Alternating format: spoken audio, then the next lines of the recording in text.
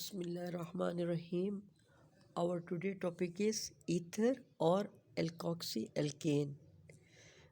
This is the organic compound whose boiling point is very low.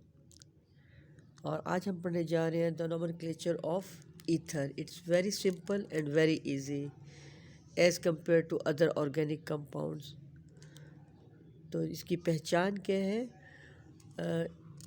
In the center there will be oxygen, and on both sides of oxygen there will be R group. You know what is R group? R group means alkyl radical.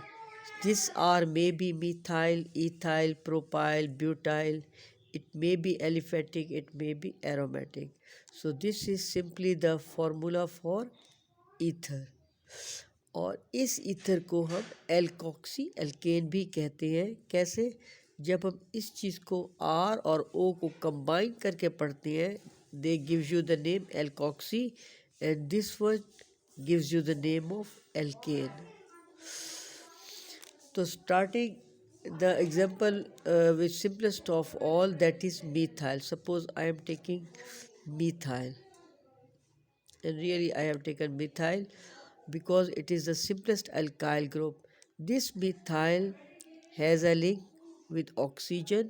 On the other side, again a methyl group is attached. Methyl. Now what will be the common name? We say the common name is of such an ether is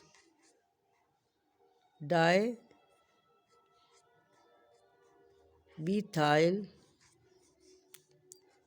ether. It is said to be as dimethyl ether. This is the common name. Similarly, instead of taking methyl, I take ethyl. CH3, CH2, CH3. यहाँ मैंने propyl ले लिया है. चले oxygen and on other side CH2, CH3. Now here is the oxygen. On one side of the oxygen is ethyl. Ethyl means consisting of two carbons, C2H5. On right side there is propyl group. अब इसका नाम हम कैसे लिखेंगे? You know ethyl, its name starts from E, और ये propyl है, its name starts from P. नाम लिखते वक्त हम अल्फ़ाबेटिकल ऑर्डर लाजमत देखते हैं. E comes before P, so the name of this ether will be ethyl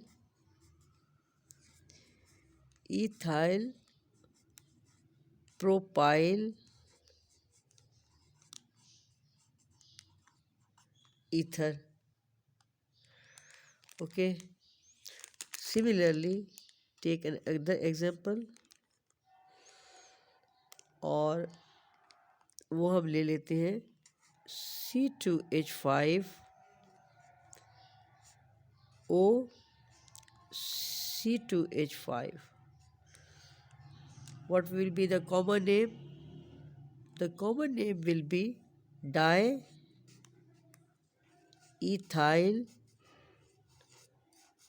ether. It means first of all you have mentioned how many ethyl groups are there, di, tri, tetra. Then you have put the name ethyl because the alkyl given is ethyl.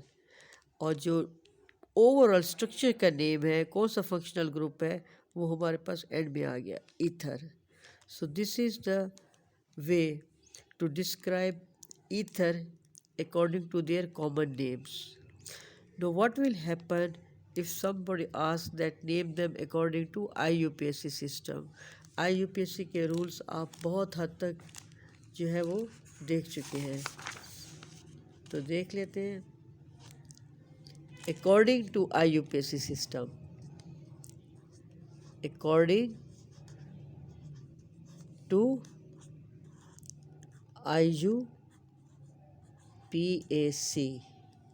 System हम कैसे name करेंगे ether को? According to IUPAC system में जो हम rule follow करते हैं that is alkoxy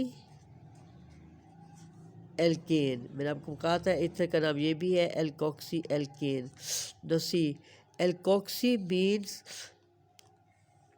that group which consists of small number or little number of carbon atoms, and alkane means that hydrocarbon which consists of more carbon atoms.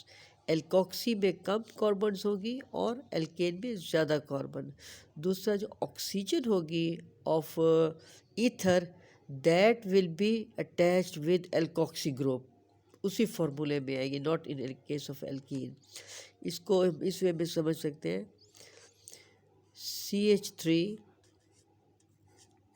CH3 O and CH2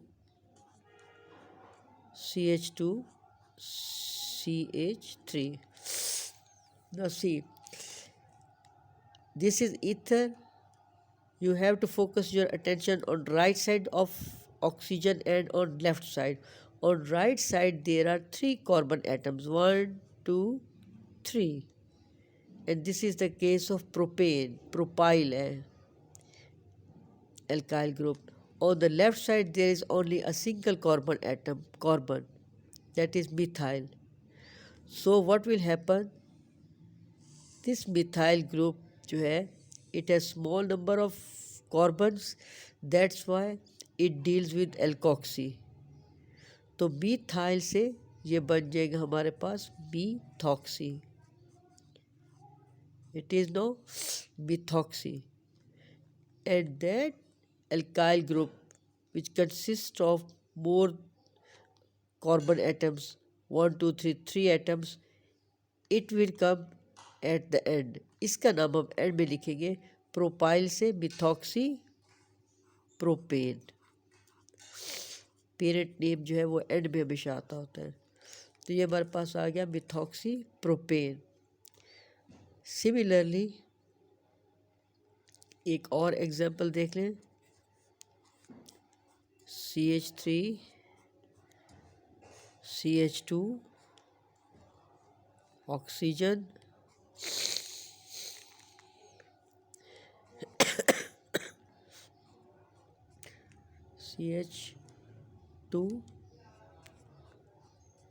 CH2 CH3. So number of carbon are less on left side, so they will combine with oxygen giving you the alkoxy group, and this one will give you the parent name because carbon numbers are maximum here. ये आपको parent name देगा and this will alkoxy. Alkoxy को पहले लेते हैं और parent name को and में। एल्कोक्सी उसी को लेते हैं जिसमें कार्बन नंबर एटम कम हो। So from ethane to it will be ethoxy, eth means ethyl, oxy means oxygen, ethoxy and propane.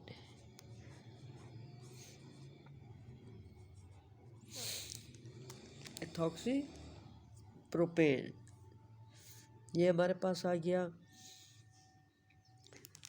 अब इसी तरह से और देख लें, last example in this case CH3 O C CH3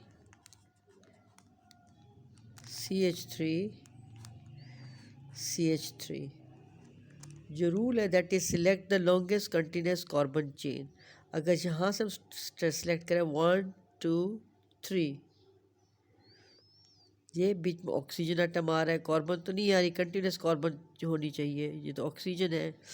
तो हम स्टार्ट करते हैं यहाँ से 1 2 and 3। इट मीन्स इसका क्या मतलब हुआ? इसका मतलब ये हुआ कि एट पोजीशन नंबर 2 इस तरफ भी लिंकेज जा रहा है और इस तरफ भी लिंकेज जा रहा है, तो हमारे पास क्या बनेगा? 2 पोजीशन पर एक ये चीज़ है जिसको मिथॉक्सी बोलते हैं, 2 मिथॉक्सी,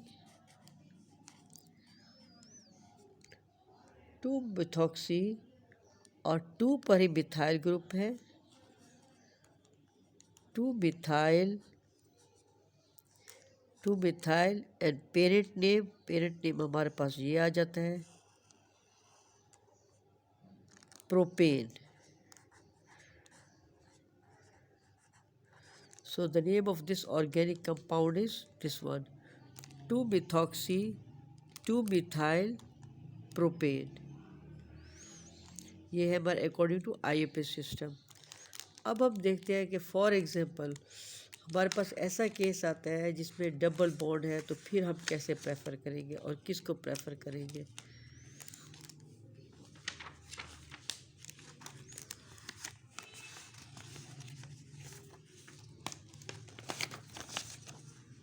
चलिए ये देख लें.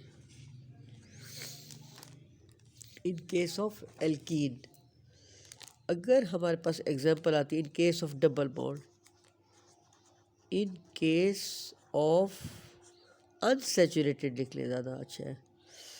अनसैचुरेटेड मीन्स जिसमें सिंगल बॉन्ड ना हो, कोई double triple. In case of unsaturated hydrocarbons,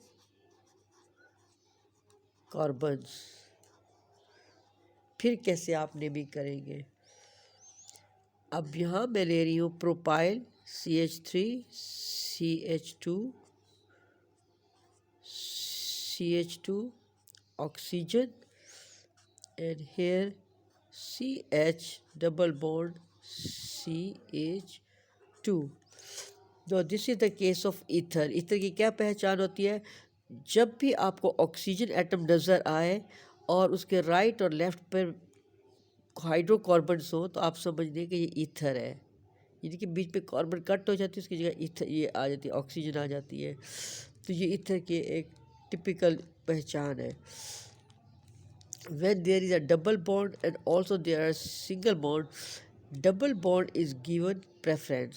double bond को हमेशा हम प्रेफर करते हैं. इवन के डबल और सिंगल ट्रिपल बॉन्ड भी अगर इकट्ठे हो तो डबल को ही प्रेफर किया जाता है. अब इसको हम लेंगे as a parent name. Prefer का मतलब ये, इसको पेरेंट नेम के तौर पर लेंगे. It means these 3 carbon atoms, दो देयर नंबर इज मैक्सिमम, लेकिन ये एल्कोक्सी ग्रुप में आएंगी. The name will be propanoxy ethene. Ethane से ethene because of double bond ends at ENE. This was the first example. अब example number 2 कर लें. CH2 double bond CH2, a tie between double and triple bond in case of ether. OC triple bond CH. Again it is ether. On right side there is alkyne group, on the left side there is alkene group. इसमें हम क्या करेंगे? When there is double bond and triple bond carbon number भी same हो, तो always double जो है इसको प्रेफर किया जाता है एज पेरेंट नेम. और ये जो है हमारे पास ये एल्कोक्सी में शामिल हो जाएगा, ट्रिपल बॉन्ड. ये तो इथाइन से बनेगा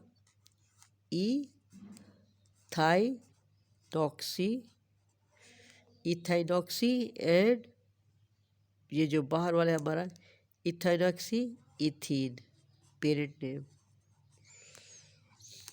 इथाइनॉक्सी ethane, because you have given the double bond preferable over the triple bond. इसके बाद एक और लास्ट एग्जांपल कर लें. Suppose and other alkyl group CH3, CH2, CH and CH3, oxygen, CH2C, CH3 and CH3। इस case में आप क्या करेंगे, हम यहाँ से नंबरिंग स्टार्ट करें तो 1 2 3 4, total number of carbons are 4। Here with oxygen carbon is attached, और यहाँ पर हमारे पास 3 कार्बन्स आ रही हैं। And at carbon number 1 2 3 at position number 2 there is a methyl group. यहाँ पर हमारे पास ये तो फुल बन गया ना, ये यूँ करके। अब हम क्या करते हैं, हम देखते हैं कि at position number 2 carbon number 2 पर जो है ऑक्सीजन अटैच्ड है, और इसके साथ ही यहाँ तो बात का पता चल गया ऑक्सीजन अटैच्ड है। And here at position number 2 there is a methyl group. Substituent के तौर पर 2 methyl, and overall name of this compound propane आपके पास आ जाएगा 2 मिथाइल प्रोपॉक्सी। ये जो हमारे पास मिथाइल है ये ऑक्सीजन के साथ चला जाएगा, लीस्ट पॉसिबल नंबर है propoxy, 2 methyl propoxy bracket close and parent name butane. It means कि जो मैक्सिमम नंबर ऑफ कार्बन्स होती है वो पेरेंट चेन के तौर पर ऐड करते हैं, उनका नाम एंड में आता है, और स्मॉल नंबर्स की जो कार्बन्स हैं वो हमारे पास शुरू में आ जाती हैं और उनकी पोजीशन हम मेंशन करते हैं। सिर्फ ये थोड़ा बहुत चेंज होता है इन केस ऑफ एल्कीन, कि एल्कीन का नंबर कार्बन का कम भी होगा तो तब भी वो पेरेंट के तौर पर ही एग्जिस्ट करेगा। Thank you.